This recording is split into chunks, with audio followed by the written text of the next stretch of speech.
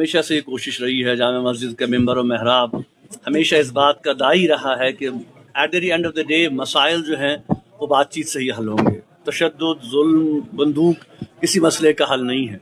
और हम अपनी तरफ से बार बार ये कहने की कोशिश कर रहे हैं कि कश्मीर के मसले का जो सियासी पहलू है उस पहलू को एड्रेस करने के लिए जब तक बातचीत के अमल को आगे नहीं बढ़ाया जाएगा, क्योंकि अभी आप देखें कि चले अब इलेक्शंस हो गए, कश्मीर में एक हुकूमत बनी, लेकिन ये भी हम सब जानते हैं कि इनके जो इख्तियारात हैं बहुत महदूद हैं।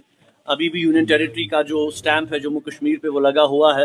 आप देखें कि ये जहाँ तक रोज़मर्रा की प्रॉब्लम्स हैं, बिजली, सड़क, पानी, जो कि इम्पॉर्टेंट इश्यूज़ हैं, और हमने हमेशा से ये कहा है कि इन इश्यूज़ को इग्नोर नहीं किया जा सकता। लोगों की प्रॉब्लम्स हैं और इनको एड्रेस करने के लिए गवर्नमेंट को की जिम्मेदारी बनती है कि जो उन्होंने कमिटमेंट्स आवाम के साथ की हैं उनको वो पूरा करें। लेकिन जहाँ तक कश्मीर के सियासी मसले का जो पहलू है, जो पहलू है, उसको हल करने के हवाले से जब तक नई दिल्ली की सरकार जो है वो अपनी सोच में तब्दीली नहीं रखेगी और ये नहीं समझेंगे कि जम्मू कश्मीर के लोग, जम्मू कश्मीर के अवाम जो है वो चाहते हैं कि अब नस्ल दर नस्ल जो है ये सिलसिला आगे चल रहा है। हम चाहते हैं कि इसका कोई अब इस मसले को हम हल की तरफ ले जाएं। हम अनसर्टिनिटी में नहीं रहना चाहते, हम कुछ तो खून नहीं चाहते, हम ब्लडशेड नहीं चाहते। अच्छी बात है कि पिछले 4-5 सालों से आप देख रहे हैं कि सीज फायर लाइन पे जो है वो गोलाबारी नहीं हो रही है, दोनों तरफ से लोग जो है कम से कम थोड़ी राहत महसूस कर रहे हैं। तो हम चाहते हैं कि दोनों मुल्क इस इनिशिएटिव को थोड़ा और आगे बढ़ाएं, ट्रेड शुरू हो। कश्मीर के हवाले से जो आपने देखा कि जो बस सर्विस थी वो बंद हो गई, जो ट्रेड था वो बंद हो गया। और मैं समझता हूँ कि इस मसले का जो इंसानी पहलू है, देखिए हमारे जैसे पिछले ही आपने देखा कि 2 हफ्ते कबल जो है हमारी फैमिली के बुजुर्ग जो है वो इंतकाल कर गए, और अगर हालात ऐसे होते तो हम जा सकते, उनसे मिलते, कम से कम इस गम के मौके पे जो है वो फैमिली आपस में इंटरेक्ट करती।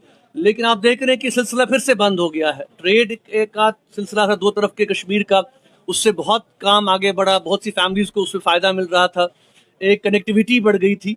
तो मैं समझता हूँ कि इस किस्म के इनिशिएटिव्स को रिविज़िट करने की ज़रूरत है।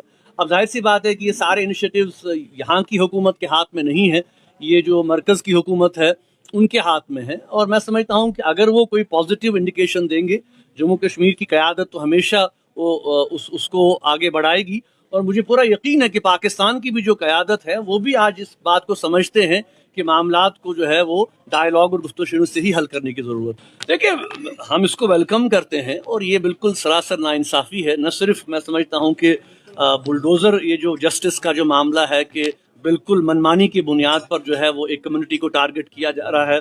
और आप देखें कि न सिर्फ इस हवाले से, बल्कि आप देखें कि एक और बहुत बड़ा मसला जो हमारे लिए है वो जो इस वक्त जो JPC बनाई गई है वक्फ एक्ट के हवाले से, तो उसके हवाले से हमने भी एक ख़त लिखा है JPC के ज़िम्मेदारान को, पाल साहब को, और हम तवक्का रखते हैं कि जम्मू कश्मीर की लीडरशिप को और यहाँ की जो मजहबी लीडरशिप है उनको भी वक्त दिया जाएगा।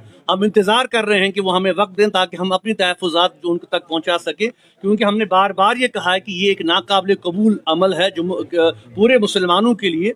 वक्फ जो है वो एक शरई मसला है, इसमें जो है हुकूमत की जो मुदाखलत है वो बिल्कुल बेजा है। ठीक है, कुछ चेंजेस हम इसमें ला सकते हैं बेहतरी के लिए, लेकिन जिस तरीके से जो ये अमेंडमेंट्स लाई गई हैं बिल्कुल एक तरफा जो है ये सारा मामला किया जा रहा है, इसकी भी हम मुखालफत करते हैं। और हम चाहते हैं कि बाकी जो पार्टीज़ हिंदुस्तान की हैं अपोजिशन के साथ साथ के अलावा जो NDA में बाकी पार्टीज़ हैं, कम से कम उनको भी इस मसले के हवाले से जो है वो एक वाज़ेह पॉलिसी के साथ आगे आना चाहिए और ये कहना चाहिए कि हम इसको सपोर्ट नहीं करेंगे।